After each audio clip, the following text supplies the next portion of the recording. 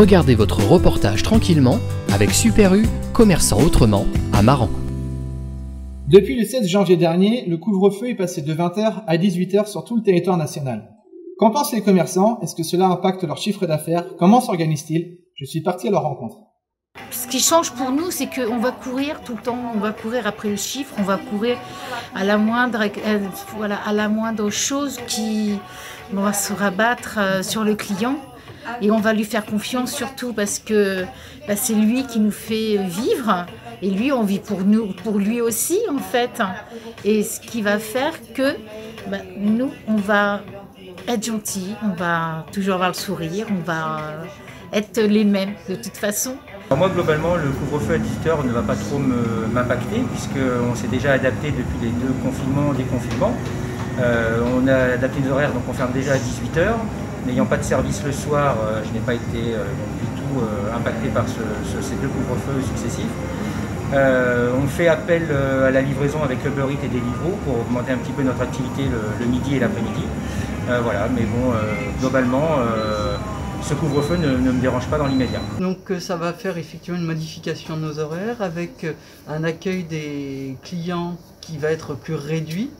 Et donc les gens qui ont besoin de fumer, qui ont besoin de s'approvisionner, au lieu d'avoir 12 heures pour pouvoir se servir, ils n'auront plus que 10 heures, donc ça va concentrer la fréquentation dans le magasin, ce qui me semble être l'opposé de l'objectif visé, qui est que les gens soient plus écartés les uns des autres. À partir de 18h, ça représente jusqu'à la fermeture un certain chiffre d'affaires qui peut aller jusqu'à 30%. Donc le fait de fermer à 18h, les gens déjà en semaine n'ont pas le temps de faire leurs courses, donc ça va hyper concentrer l'activité dans les magasins de périphérie, c'est-à-dire pas les magasins de centre-ville, nous.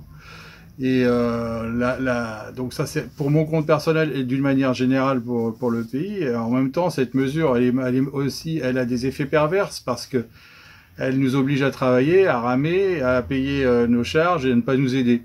Résultat des courses, ça met encore les entreprises en péril. Merci Eric. Pour les commerçants, ouais, ça oui, bien sûr. Ça va les niquer un peu plus, ouais. Ils avaient qu'à laisser comme ça, et puis là, c'est qu'empêcher les commerçants de travailler, donc ouais, bidon. Très compliqué et chiant pour les activités qu'on a à faire après le travail, tout simplement. Ça m'inspire, j'ai un côté libertaire, alors ça m'inspire rien de bon. Ça m'inspire que l'État est incapable de gérer cette crise et on paye les pots cassés, donc c'est génial. Encore une fois, et en plus ils nous infantilisent, donc non, je suis pas très heureux, ça c'est sûr. Je revoterai pas pour eux, ça c'est clair, hein. Enfin si je vote.